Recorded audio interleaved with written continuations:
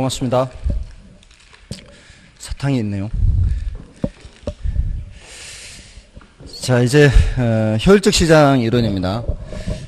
효율적 시장 이론은 정보의 효율성을 말하는데요. 이게 원래 주식시장에서 나온 이론이에요.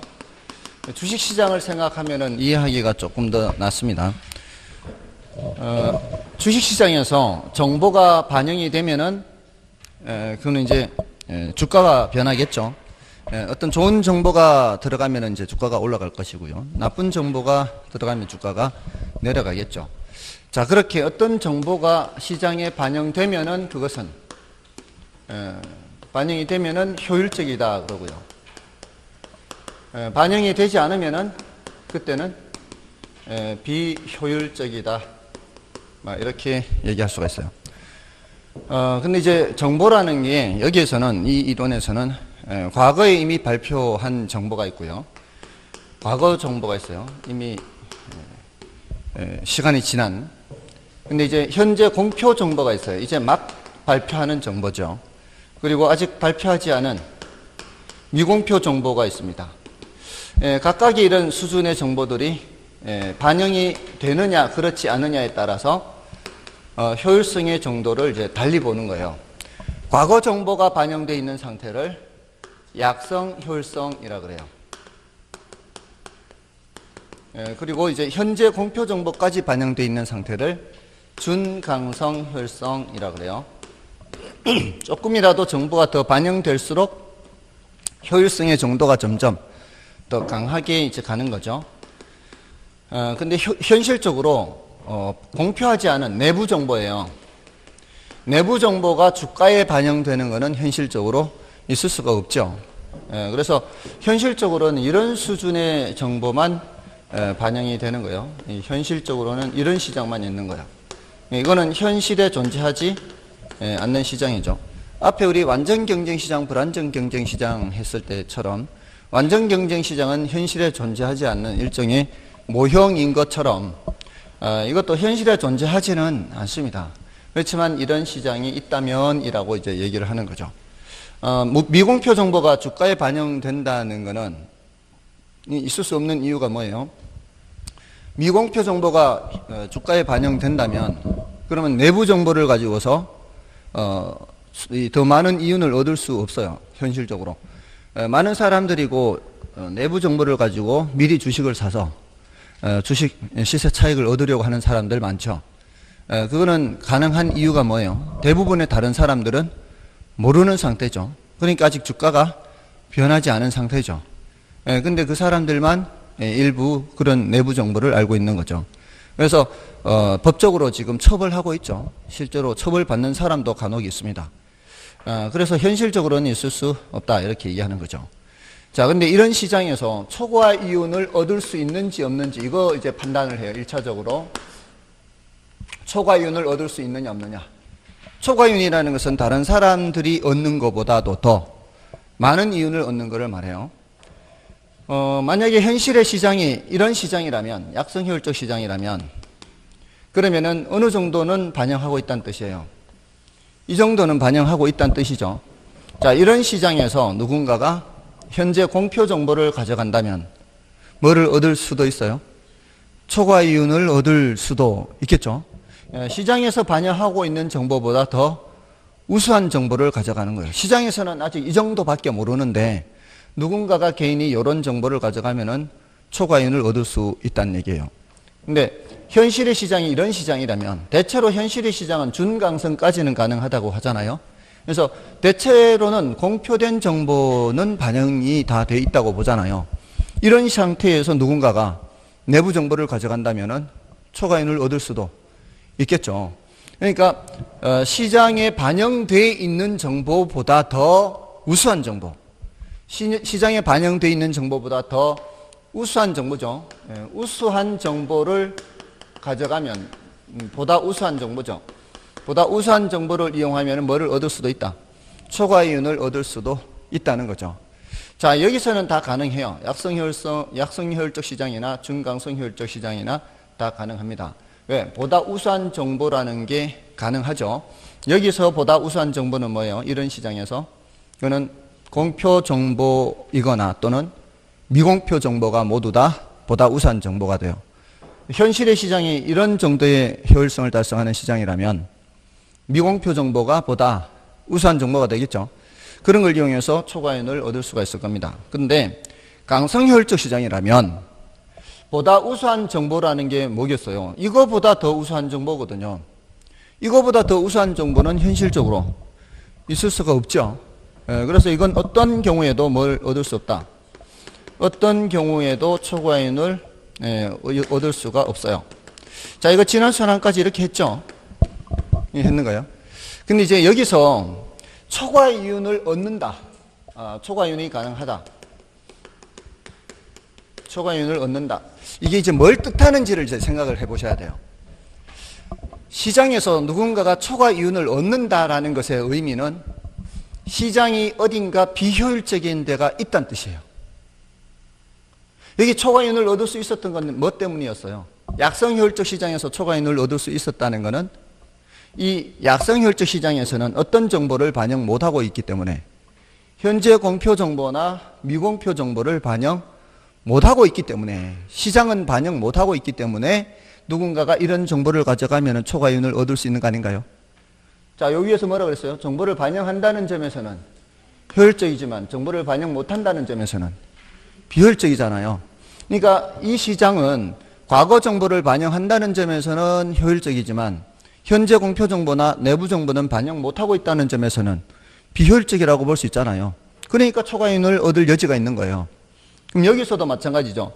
과거 정보를 반영하고 현재 공표 정보까지 반영한다는 점에서는 효율적이지만 내부 정보는 반영 못하고 있다는 점에서는 비효율적인 구석이 있다는 뜻이죠. 그러니까 이런 정보를 가져가면 뭘 얻을 수 있다는 거예요? 초과이윤을 얻을 수 있다는 거죠. 근데 여기서는 모든 정보가 다 반영돼 있죠. 모든 정보가 다 반영돼 있으니까 초과이윤을 얻을 수가 없는 거죠. 그러니까 우리는 초과이윤이 있다 없다 이걸 가지고 미루어 짐작할 수 있는 거예요.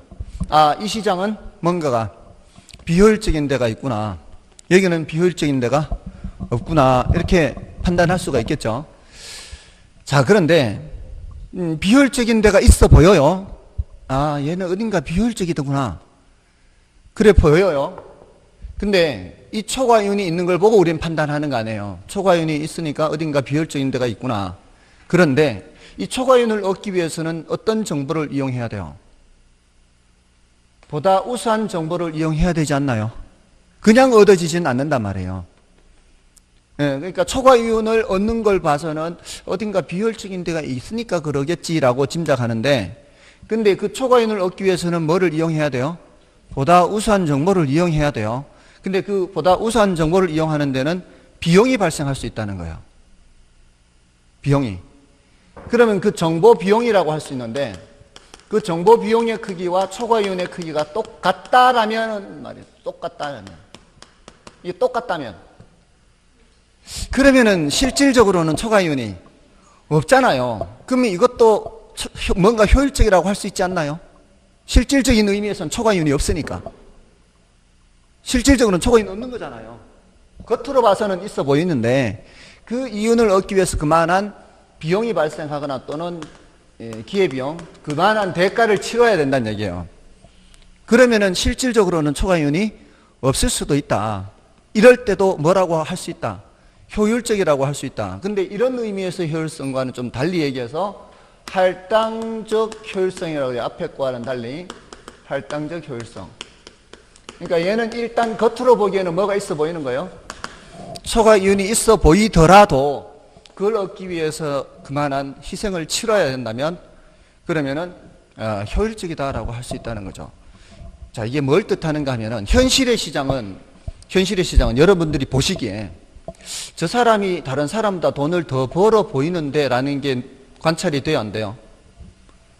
누구는 돈 더 벌고 누구는 덜 벌고 이런 게 관찰이 되지 않나요? 누구는 부동산 투자해서 막 많이 벌었다 그러고 누구는 뭐 많이 못 벌었다 그러고 또 제가 이거 머리 깎으러 가도요. 실장님이 깎으면 15,000원이에요. 그냥 직원이 깎으면 12,000원.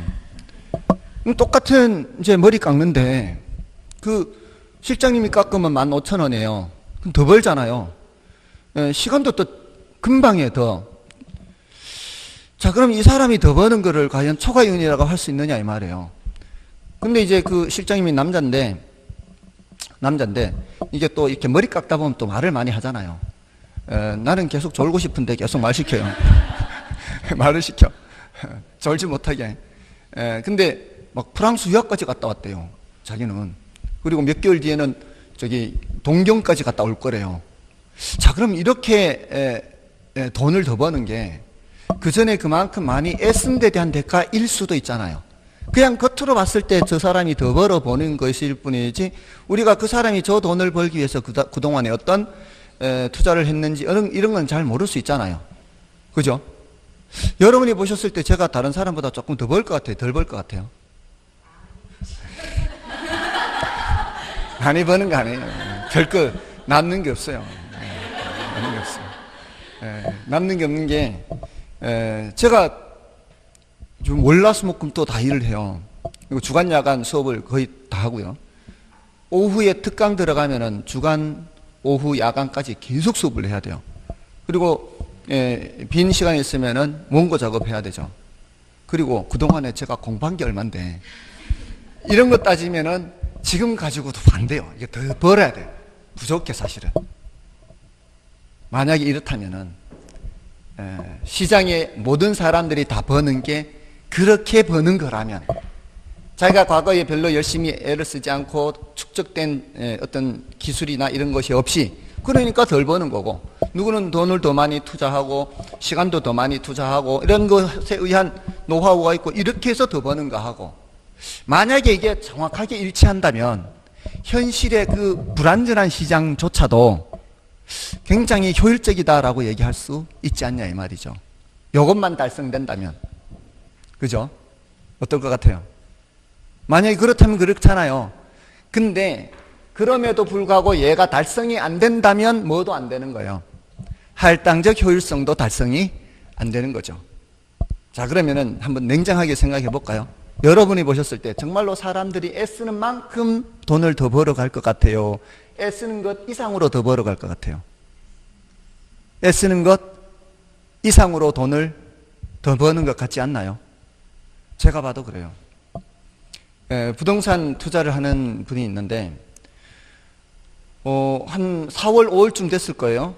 그때 몇 년 전인데 자기는 이제 원래 벌 만큼 벌어서 이제 공부만 하면 된다 그러더라고.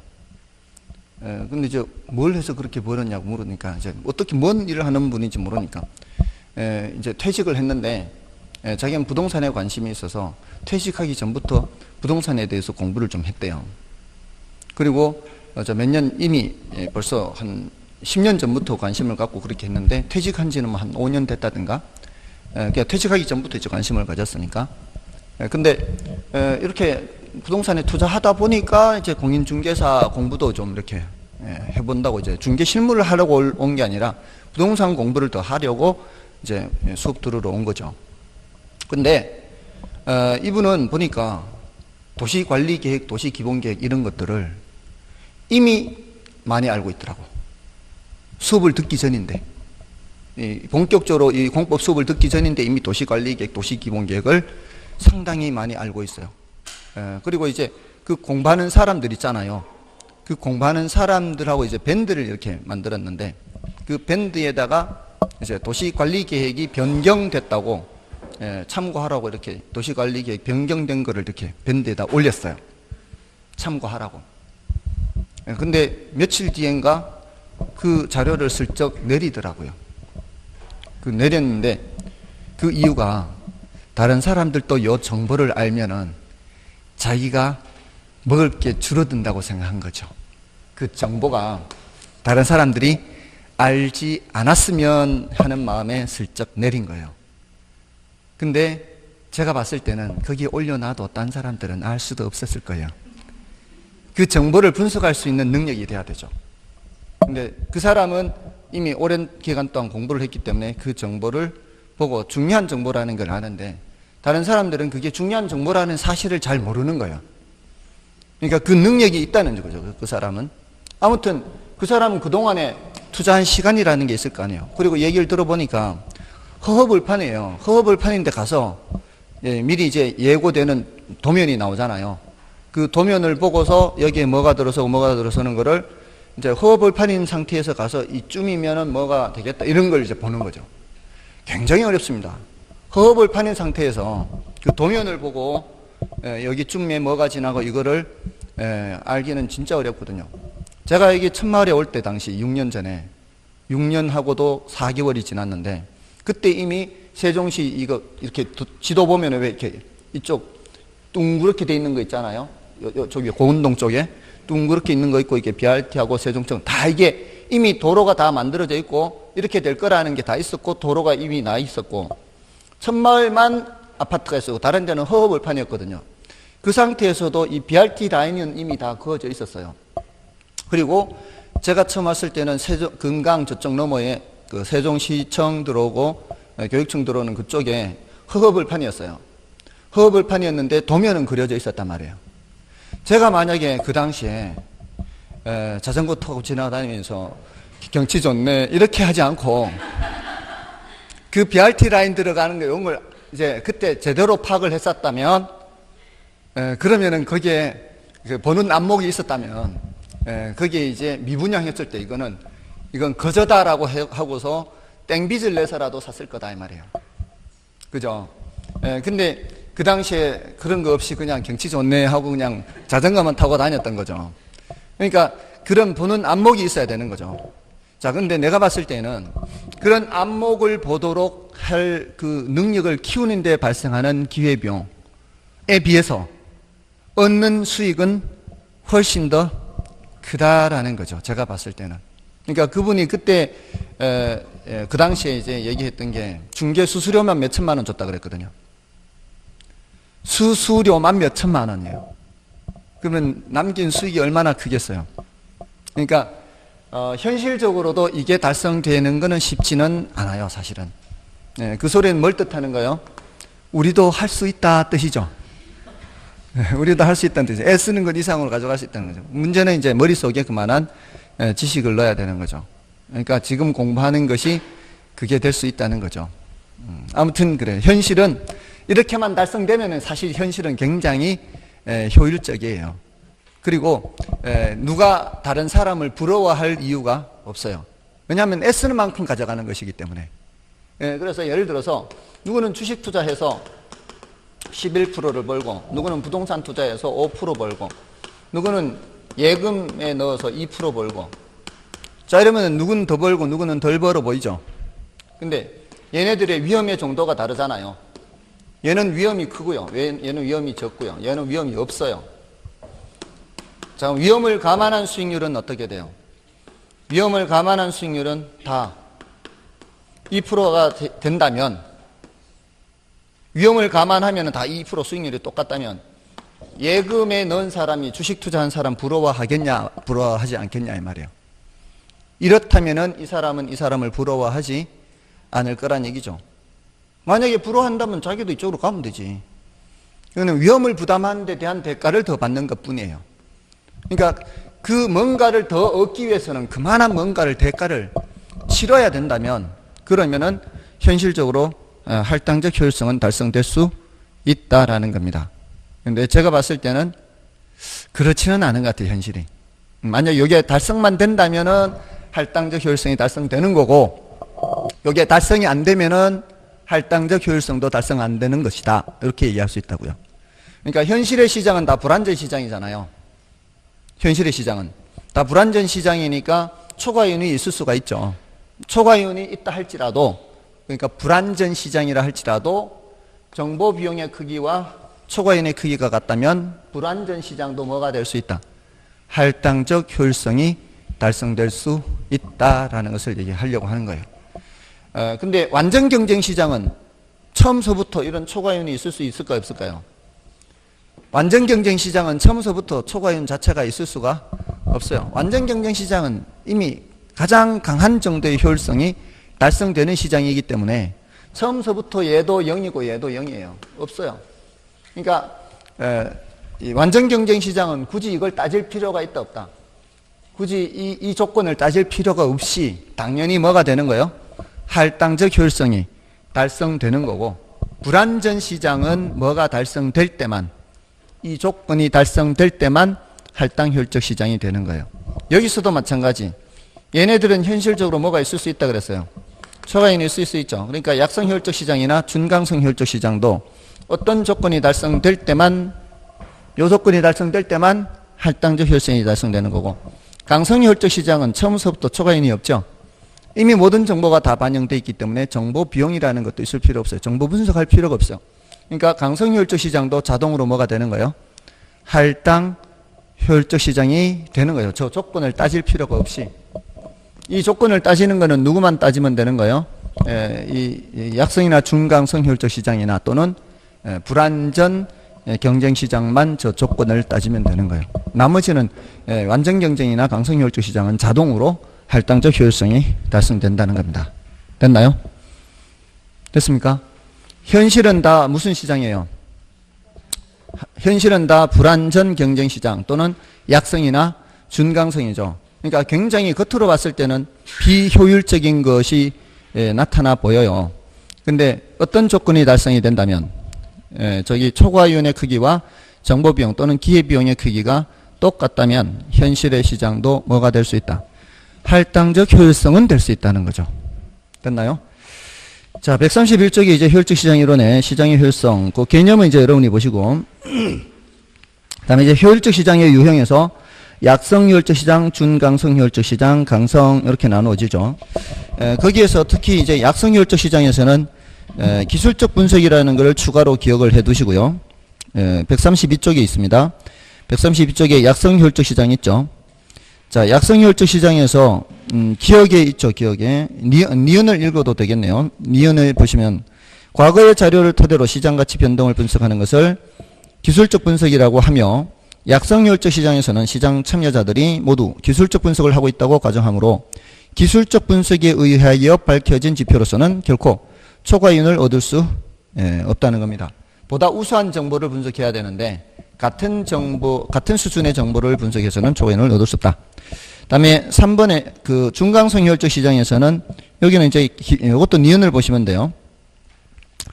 현재 공표된 정보를 토대로 시장 가치 변동을 분석하는 것을 기본적 분석이라고 하며, 준강성 효율적 시장의 시장 참여자들은 모두 기본적 분석을 하고 있다고 전제되므로 기본적 분석을 하여 투자를 한다고 하더라도 정상 이상의 수익을 획득할 수 없습니다. 따라서 어떤 사람이 준강성 효율적 시장에서 정상 이상의 이익을 얻었다면 이것은 공표된 정보 이상의 우수한 정보에 의해 가능한 것이지 결코 이미 공표된 사실에 의한 것은 아니라는 겁니다. 그러니까 항상 초과이윤을 얻기 위해서는 뭐를 이용해야 된다? 보다 우수한 정보를 이용해야 된다. 근데 4번의 강성효율적 시장에서는 이미 이제 모든 게 다 반영되어 있잖아요. 니은에 보시면은 강성효율적 시장은 진정한 의미의 효율적 시장이며 완전 경쟁 시장의 가정에 가장 부합되는 시장이다. 이미 모든 정보가 시장 가치에 반영되어 있기 때문에 어느 누구라도 어떠한 정보를 이용한다고 하더라도 다른 사람보다 우수한 정보의 획득을 통한 초과이윤을 결코 획득할 수가 없다는 겁니다. 어떤 경우에도 초과이윤 얻을 수 없다. 그래서 얘는 자동으로 할당 효율적 시장이 돼버려요. 자, 근데 밑에 괄호 3번에 할당 효율적 시장이 해서 할당 효율적 시장의 개념에서 자원의 할당이 효율적으로 이루어지는 시장으로서 어느 누구도 기회비용보다 싼 값으로 정보를 획득할 수 없는 시장을 할당 효율적 시장이라 그래요. 그러니까 기회비용보다 싼 값으로 정보를 획득한다면은 그 사람은 그만큼 실질적으로도 초과이윤을 얻을 수 있다는 뜻이겠죠. 자, 그래서 넘어가서 그 자원이 효율적으로 할당되었다는 말은 부동산 투자와 다른 투자 대안에 따르는 위험을 감안하였을 때 그 말이죠. 위험을 감안하였을 때 아까 이거예요. 위험을 감안하였을 때 이 위험들 있죠. 자, 이런 위험들을 감안하였을 때 모두 다 수익률이 똑같죠. 이렇게 자원이 할당이 됐다면 이것도 무슨 효율성이 달성되는 거예요? 할당적 효율성이 달성되는 거예요. 그 위험을 감안했을 때 부동산 투자 수익률과 다른 투자 수익률이 서로 같도록 자원이 할당되었다는 것을 말하는 거죠. 이러한 경우에는 어떤 투자로부터 명목상 초과이윤이 발생하였다 하더라도 그 초과이윤을 획득하기 위해 부담하는 위험의 크기가 초과이윤의 크기가 동일하다면 실질적인 의미의 초과이윤이 없다는 것을 의미하는 겁니다.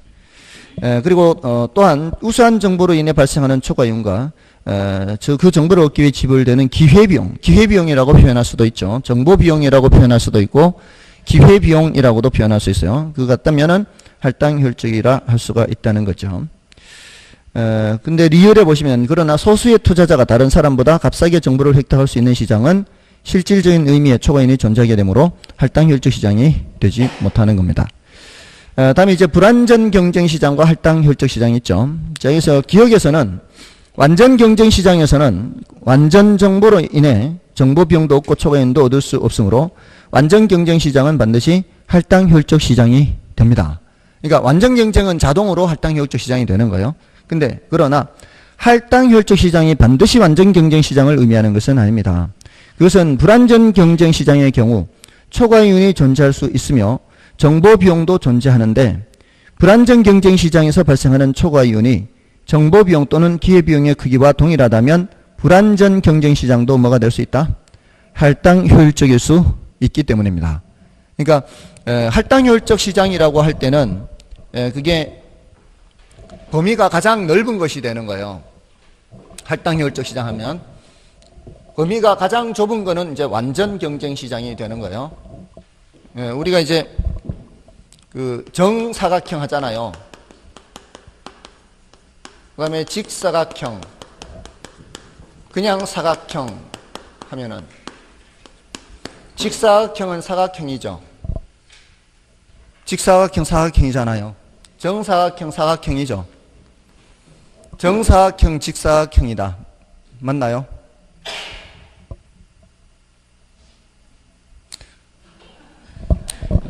죄송합니다. 너무 어려운 걸 꺼내서.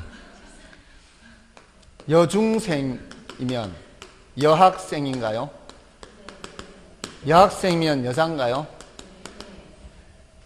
맞죠? 이렇게 할 걸 진작에. 정사각형도 직사각형이에요. 직사각형은 뭐가 직사각형이에요?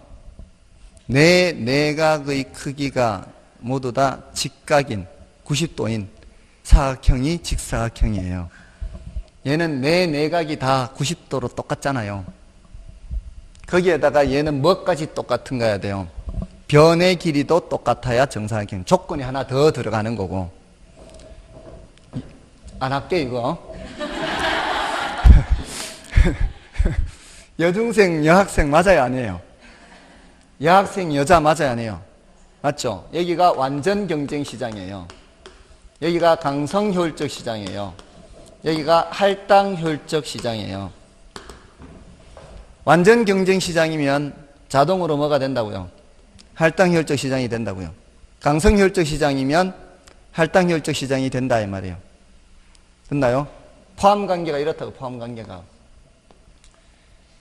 이 완전 경쟁과 강성효율적 시장 중에서는 어떤 조건이 더 까다롭다고요?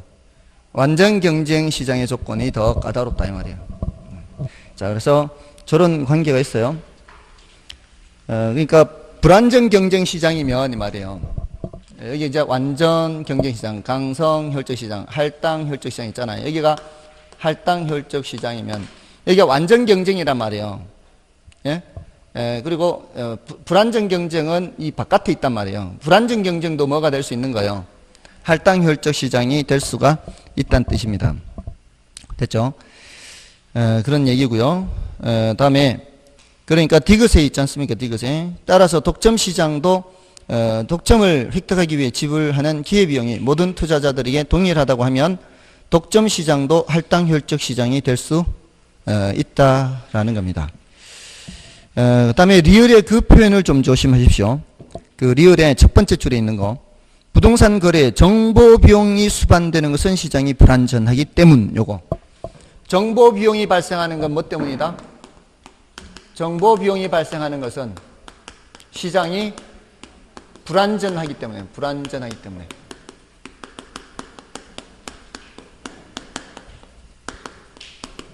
자, 그 다음에 그 밑에 그 미음에 부동산 시장에서 특정 투자자가 초과 이윤을 획득할 수 있는 것은 말이죠. 초과 이윤을 획득할 수 있는 것은 이거는 시장이 불완전하기 때문이 아니라 시장이 할당 효율적이지 못하기 때문에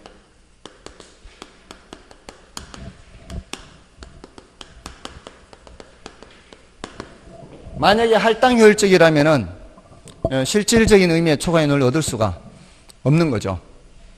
투기가 존재하는 것도 마찬가지예요. 여러분들 사람들이 투기하는 이유가 뭘까요? 애쓰는 것보다도 더 많은 돈을 벌 것 같으니까 투기하는 거 아니에요? 그잖아요. 그럼 애쓰는 것보다 더 많은 돈을 번다는 게 할당 효율성이 달성되는 거예요? 안 되는 거예요? 달성 안 되는 거죠. 그러니까 투기가 존재하는 것도 뭐예요? 투기가 존재하는 것도 시장이 어떠하기 때문에 할당 효율적이지 못하기 때문에 투기가 존재하는 거죠. 만약에 애쓴 만큼 벌어간다면 사람들이 투기하려고 하지는 않을 거라는 거죠. 딱 애쓴 만큼 이상을 벌어가니까 사람들이 투기를 하려고 하는 거죠. 그래서 현실의 시장이 할당 효율적이지 못하다 이 말이죠. 자, 그럼 됐고요. 나머지 이제 정보가치 계산은 일단은 요거는 뭐 지난 29회도 출제가 됐으니까 요거는 나중에 뭐 계산 다룰 때 그때 다뤄도 되고요. 일단 중요도 자체에서 이제 올해는 중요도가 낮다 보시면 돼요. 이게 뭐 2년 연속 출제될 만큼 정보가치 계산이 중요도가 높은 것은 아니에요. 자, 이제 정책론으로 들어가서 정책론을 좀 살펴보겠습니다. 자, 정책론의 이제 앞부분을 좀 보시면은 179쪽이에요. 부동산 문제라는 게 있죠. 부동산 문제는 뭐 별로 중요한 건 아니에요. 부동산 문제에서는 지난 10년간 딱 한 번 출제가 됐어요. 그러니까 한 번 출제가 됐으니까 그만큼 중요도가 낮다 이렇게 볼 수가 있겠죠. 근데 그 중에서 이제 어디서 출제됐는가 하면은 부동산 문제는 크게 토지 문제와 주택 문제로 나눌 수가 있거든요. 근데 토지 문제 중에서 지가고 문제에서 출제가 됐어요. 그 179쪽에 뭐 부동산 문제의 이거는 뭐 그 참고로 읽어보시고요. 부동산 문제는 크게 토지 문제와 주택 문제로 나눌 수가 있겠죠. 토지 문제에 대해서 정부가 개입하면은 토지 정책이 될 것이고, 주택 문제에 대해서 정부가 개입하면은 주택 정책이 되겠죠. 자, 근데 이제 그런 부동산 문제의 특징해서 뭐 이렇게 여러 가지 내용이 있죠. 그거는 이제 타이틀 위주로 참고로 봐주시면 되는데요. 악화 성향이란 단어 있죠. 악화라는 얘기는 부동산 문제를 해결하려고 하지 않으면은 그 문제가 어느 정도 수준에서 멈추는 게 아니라 점점 더 심해진다는 얘기예요. 점점 더 악화된다. 그다음에 비가역성이라는 거 있죠. 거꾸로 되돌릴 수 없다 이거잖아요. 어떤 문제가 나타났을 때 그 문제를 해결한다고 해서 원상태로 복구되는 건 아니에요. 원상태로 복구되는 것은 아니다라는 것을 비가역성이라 하고요. 지속성이라고 하는 것은 그 해결을 하려고 하는 노력을 하지 않으면은 어느 수준에서 그 문제가 멈추는 게 아니라 계속된다는 것이 지속성이에요. 그러니까 악화 성향하고 지속성을 합쳐버리면 어떻게 해요? 계속되면서 점점 심해진다 이렇게 되는 거죠. 그다음에 해결 수단도 다양하다. 뭐 이 정도입니다. 뭐 여러 가지 수단으로 해결할 수 있다. 자, 그다음에 이제 부동산 문제의 내용에서 괄호 1번의 토지 문제. 그나마 요 토지 문제에서 지가고 문제가 그나마 출제가 됐어요. 지가고 문제. 그게 이제 사회적 측면, 경제적 측면, 행정적 측면 이렇게 이제 나눌 수가 있죠. 여기 이제 하나는 기업 입장에서 살펴보고요. 하나는 가게 입장에서 살펴보고 하나는 정부 입장에서 살펴보면 돼요. 땅값이 비싸면은 기업 입장에서는 그 원가가 올라가게 되거든요. 땅값이 비싸면. 여기서 말하는 기업은 뭐 무슨 제조업이 될 수도 있고 일반 이런 상업이 될 수도 있어요. 여기 지금 학원도 업체라 보면 돼요. 자, 여기 학원이든 여기 지금 입주해 있는 다른 많은 업체들이 전부 다 기업이라 보면 돼요. 자, 땅값이 비싸면 어떻게 될까요? 이 건물 짓는데 택지 가격이 그만큼 비싸면 이 분양가가 올라가겠죠. 분양가가 올라가면은 이거 이 분양받은 건물주들이 세를 놓을 때 어떻게 놓겠어요? 비싸게 놓겠죠. 그러면 임차인은 그 비싼 임대료를 내면서 얻어 들어가야 되고요. 그러면 그만큼 제공하는 가격을 높게 해서 제공을 해야 되겠죠.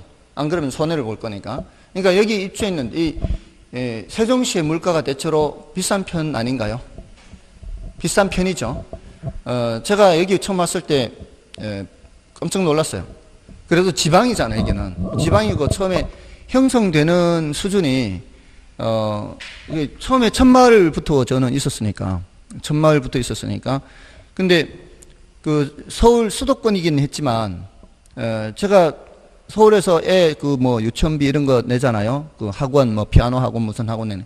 거기보다 더 비쌌으니까. 수도권보다 더 비쌌으니까. 그러니까 굉장히 비싼 거예요, 사실은. 지방이라고 생각한다면은. 그러니까 그만큼 여기 이제 이 분양가가 그만큼 처음부터 비쌌던 것이 원인이 될 수도 있다는 거죠. 그런 것들이 그만큼 이제 물가 상승에 연결이 돼요. 그러면은 이제 우리 그 제조업이 아닌 경우에 국내에서만 이제 생각하면 되겠지만, 우리 제조업 같은 경우에는 물건을 만들어서 수출해야 되잖아요. 그러면 수출 경쟁력이 떨어지는 거죠. 지금 중국도 지금 이제 점점 경쟁력이 떨어지고 있죠. 떨어지고 있는 이유가 지금 중국도 자꾸 이제 물가가 올라가니까 뭐 땅값 비싸지고 뭐 인건비 올라가고 이러면은 경쟁이 안 되거든요. 그만큼 이제 수출 경쟁력도 떨어지게 돼요. 그런 이제 문제가 있는 거죠. 기업 입장에서는. 가게 입장에서는 택지 가격이 올라가면 주택 마련하기가 그만큼 곤란해지겠죠. 주택 소유 기회가 그만큼 떨어지는 거예요. 그다음에 정부 입장에서는, 정부는 이제 공공시설을 설치해서 제공을 해야 되잖아요. 공공시설을 제공하기가 용지가 이제 용지 부담이 커지는 거죠. 공공시설 용지 부담이 커지는 겁니다. 자, 이런 이제 주체별로 판단하시면 되겠죠. 그래서 사회적 측면, 경제적 측면, 뭐 이렇게 행정적 측면 이렇게 나누고 있는데, 사회적 측면은 이제 뭐 가게 입장에서 위주로 살펴보면 되고요. 그다음에 경제적 측면에서는 이제 뭐 제품 기업들의 이제 제품 생산 원가 상승이고, 행정적 측면은 정부 입장에서 보면 되겠죠. 그다음에 이제 토지 부족 문제. 자, 토지라는 거는 부증성 때문에 절대적으로 그 양을 증가시킬 수 없죠. 그 부증성 때문에 이제 토지 문제, 부족 문제가 있고요. 또 토지의 비효율적 이용 문제. 그러니까 가뜩이나 부족한데 더군다나 그걸 비효율적으로 이용하면은 더 문제가 있을 수 있죠. 그리고 이 소유 편중 문제 뭐 이런 것들이 있습니다. 나머지는 뭐 참고로 보시고요. 주택 문제에서 주택의 유용성 문제 뭐 이런 것들 있잖아요. 이건 뭐 별로 중요도가 높지는 않습니다. 넘어가십시오. 그다음에 이제 182쪽에 부동산 정책에 의해서, 자, 요거는 뭐 그 순서는 참고로 알면 되겠어요. 그게 이제 문제를 인지를 해야 정부가 이제 정책을 이제 세우는 출발이 되겠죠. 어떤 문제가 있다 그러면은 문제를 해결하기 위해서 정보를 수집해서 분석을 해야 되고요. 그 다음에 이제 대안을 작성해서 평가를 합니다. 그 다음에 이제 대안을 선택하고, 그 다음에 집행하고, 나중에 이제 평가하는 거죠. 이건 뭐 한 번도 출제된 적은 없어요. 참고입니다. 참고. 자, 중요한 거는 이제 183쪽이에요. 정부의 시장 개입 필요성부터입니다. 자, 이게 이제 정부가 이제 개입하는 거예요. 정부가 개입. 정부가 개입하는 주제가 있고요. 하나는 토지 시장에 개입하는 토지 정책. 또 하나는 주택 시장에 개입하는 주택 정책이 있습니다. 이 중에서 제일 중요한 거는 이 주택 정책이에요. 그다음에 이제 정부 개입이 그 다음이고, 그 다음 마지막이 토지 정책이에요. 자, 이렇게 세 수로 나누어서 먼저 이제 정부 시장 개입 필요성부터 나오죠. 자, 정부 개입 필요성 하고요. 정부 개입 수단 이렇게 나누어집니다. 그다음에 이제 토지 정책은 제일 많이 나오는 게 지역지구제. 그다음에 이제 지역지구제 시행과 관련해서 TDR이라고 하는 게 있어요. 개발권 양도 제외하는 거요. 그다음에 이제 토지비축제도, 토지비축, 토지은행제도라고도 하죠. 거기에 이제 뭐 토지 공개념이나 기타 등등등 있어요. 잡다한 게. 근데 잡다한 것들은 이제 10분의 1이고요. 요런 정도는 이제 해 두셔야 돼요. 그다음에 여기서는 이제 임대료 규제, 임대료 규제와 함께 이제 분양가 규제라는 게 있어요. 그다음에 이제 임대료 보조, 그다음에 부동산 조세, 그다음에 기타 공공 임대주택 공급 이런 게 있어요. 이게 정리를 하실 때 각각에 대해서 내용들이 있어요. 각각에 대해서. 각각에 대해서 그 내용들을 정리를 해 두셔야 됩니다. 각각에 대해서. 그러면 이제 하나씩 공부가 정리가 되는 거죠. 자, 여기서도 이제 내용이 있죠. 여기서도 이제 내용이 있습니다. 일단 이제 정부가 시장에 왜 개입하느냐 하는 거예요. 요거는 어떻게 개입하는가 하는 거예요. 거기에 대한 대답을 해야 되겠죠. 정부가 시장에 왜 개입합니까? 거기에 대해서 두 가지로 답을 해야 되고요. 요 수단 어떻게 개입하는가 하는 것은 뒤에 있죠. 188, 189쪽에 있죠. 그 두 개를 한꺼번에 보는 거예요. 그러니까 3절, 4절이 지금 정부 개입 필요성, 정부 개입 수단이고요. 5절이 이제 토지 정책이 되는 거고요. 6절이 주택 정책인데 이게 7절은 요거 부동산 조세는 따로 떼서 7절로 따로 뗀 거예요. 그러니까 크게 보면은 3절, 4절은 여기, 5절은 여기고요. 6절, 7절은 여기에 해당하는 거예요. 지금 그렇게 이제 나누어져 있는 겁니다. 자, 일단 그 필요성, 정부의 시장 개입 필요성. 정부가 시장에 왜 개입하느냐? 자, 여기는 두 가지로 대답을 해요. 하나는 시장 실패를 수정하기 위해서 개입합니다. 요 한 가지 하고요. 하나는 사회적 목표를 달성하기 위해서 개입합니다. 이렇게 두 가지예요. 자, 여기서 얘는 더 이상 내용이 별로 없어요. 이제 세부적으로 내용 들어가는 것은 이쪽이에요. 시장 실패는 워낙 중요해서 따로 설명을 해야 돼요. 따로. 시장 실패에 대해서는 따로 설명을 해야 돼요. 일단 이제 시장에 왜 개입합니까? 시장 실패를 수정하는 거는, 자, 앞에 좀 전에 시장 기능에서 지금 듣고 있는 거죠. 갑자기 막 굉장히 산만하다는 느낌이 들었어요. 혼자 돌격 앞으로 하고 있는 건 아닌가. 지난번에 혹시 말씀드렸나요? 6.25 때 그 소위들이 많이 죽었다고. 소대장들이. 6.25 때. 소대장이 뭔지 아십니까? 소대장이 1개 소대장 한 40명 정도 돼요. 4개 분대. 1개 분대가 원칙적으로 10명. 4개 분대의 장. 근데 많이 죽은 이유가 돌격 앞으로 해서 뛰어나갔는데 소대장만 뛰어나간 거죠. 뒤에 소대원들은 안 뛰어나가고 이러고 쏘고 있고 소대장만 뛰어나가니까 소대장만 죽는 거예요. 진급이 엄청 빠른 거죠. 그래서 상사에서 바로 또 소대장 소위로 올라가고 이렇게 또 죽고 또 올라가고 이렇게 돌격 앞으로 했는데 뒤돌아보니까 아무도 없어. 지금 그런 상황인 것 같아서. 자, 아무튼 시장 실패, 요거는 앞에 시장 기능에서 시장이 실패하는 거죠. 뭐를 실패하는 거요? 자원 배분 기능이죠. 그 시장의 자원 배분 기능을 실패하는 거죠. 그러니까 시장이 자원을 효율적으로 배분하지 못하는 현상을 시장 실패, 이렇게 얘기하는 거예요. 근데 그게 시장이 자원을 효율적으로 배분하는지 못하는지는 우리는 뭘 보고 하는가 하면 이게 비효율적으로 사용하는 거거든요. 어떤 곳에 자원이 가야 되는데 자원이 안 가요. 그 비효율이죠. 어떤 자원이 적당한 양만큼만 가야 되는데 그것 이상으로 너무 많이 가는 것도 비효율이죠.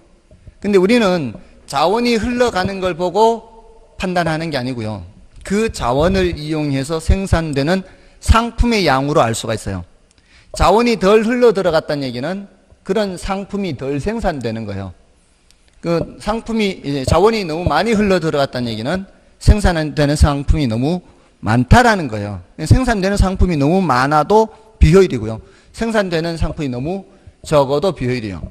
그러니까 그게 예를 들어 뭐 사람들 잘 이용하지도 않는데 도로가 텅텅 빈 도로가 그냥 늘 텅텅 빈 도로가 차선이 넓은 그런 도로가 있으면 그 비효율이라고 생각하지 않나요?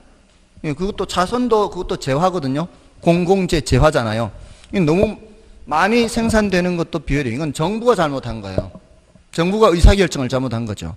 또 별로 이용하지도 많이 필요한데도 불구하고 그거를 너무 자원이 안 가는 것도 생산이 상품 생산이 덜 되니까 비효율이죠. 그러니까 상습 정체 구간 이런 데 있잖아요.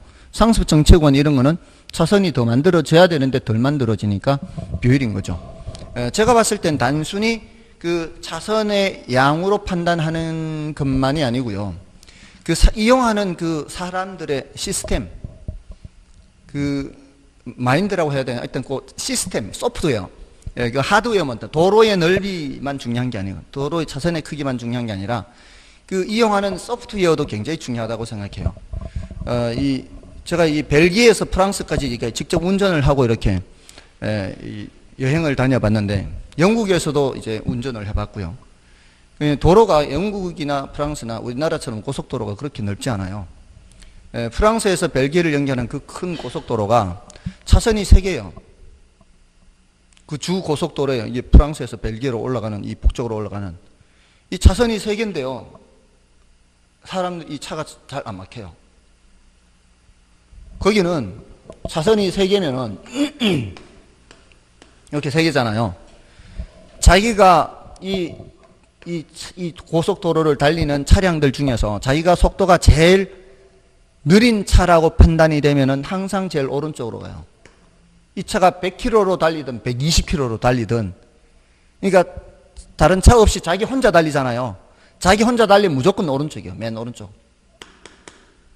자기 혼자 달리면은 무조건 오른쪽이에요. 이쪽은 항상 비워놓은 거예요. 그러니까 자기가 달리는 차들 중에 속도가 제일 느리다. 100km인데 다른 차들이 더 빠르잖아요. 그럼 100km면 자기가 100km인데 제일 오른쪽으로 가는 거예요. 자기 속도가 제일 느리면은 무조건 오른쪽이에요. 그러면 더 빠른 차들이 항상 그 왼쪽 도로를 이용할 수 있도록 항상 비워두는 거죠. 근데 우리나라 어때요? 자기가 제한 속도 지키면은 나란히 200km 가죠. 이렇게 가잖아요. 이러면 안 되는 거죠. 특히 이러면 안 되는 거예요.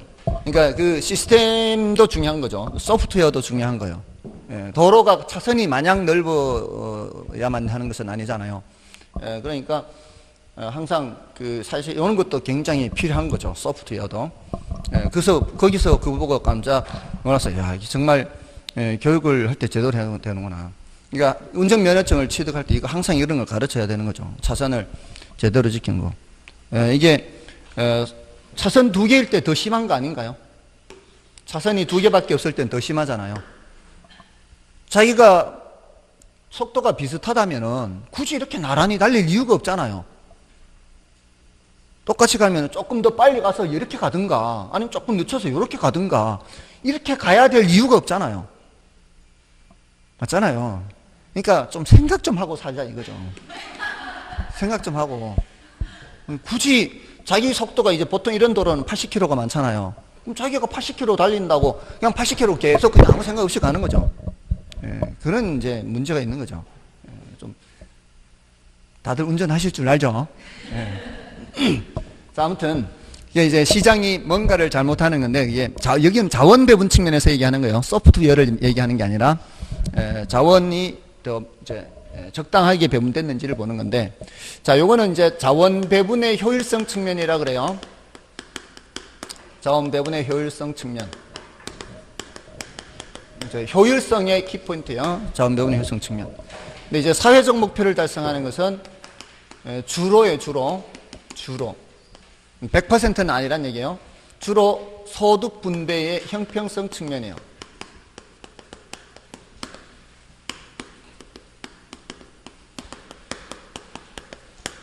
소득 분배 여기 형평성이죠. 근데 이제 주로라 그랬잖아요. 이제 경우에 따라 효율성이나 기타 목표가 될 수 있어요. 효율성이나 기타 목표. 이제 근데 거의 대부분은 형평성이에요. 그러니까 형평성 측면은 이제 그 빈익빈 부익부 현상을 완화시키는 걸 말해요. 저소득층에 대한 뭐 임대료 보조라든가 저소득층을 위해서 공공임대주택을 짓는다거나 이런 것들은 소득 분배의 형평성 측면이에요. 자, 이거는 처음서부터 시장이 할 수 있어요, 못해요? 이거는 시장이 할 수 없는 거잖아요. 이건 처음부터 시장이 못하니까 누가 하는 거예요? 정부가 개입하는 거죠. 이거는 처음에는 누구한테 맡겨놓고 시장한테 맡겨놓고 시장이 잘 못할 때만 개입하는 거고, 이거는 처음부터 시장이 못하니까 개입하는 거고, 그래서 정부가 개입하는 거예요. 정부가 왜 개입합니까? 할 때 이렇게 시장 실패를 수정하기 위해서 개입합니다. 또는 사회적 목표를 달성하기 위해서 개입합니다. 라고 하고, 이거는 효율성 측면, 오른쪽은 형평성 측면, 이렇게 하고요. 이렇게 개입하는 것을 정부의 경제적 기능을 수행한다라고 얘기하고요. 이렇게 개입하는 것을 정부의 정치적 기능을 수행한다 또는 정책적 기능을 수행한다. 이렇게 얘기를 할 수 있어요. 정치적 또는 정책적 기능. 자, 여기에 이제 왜 개입합니까에 대한 질문에 대한 답을 한 거고요. 여기에서 이제 시장 실패가 뭐예요 하면서 더 자세히 시장 실패는 들어가야 되고요. 다음에 개입의 수단이에요. 어떻게 개입합니까? 한꺼번에 정리하고요. 그 다음에 이제 이걸 보시면 돼요. 여기서는 이제 또 추가적인 내용이 없기 때문에 그래요. 개입 필요성이나 개입 수단에서 이렇게 여기서 나타낸 거 외에 추가적인 내용은 시장 실패에서만 하면 되거든요. 그래서 한꺼번에 정리하는 거예요. 여기는 직접 개입하고 간접 개입하고 토지 이용 규제 이렇게 세 가지가 있어요.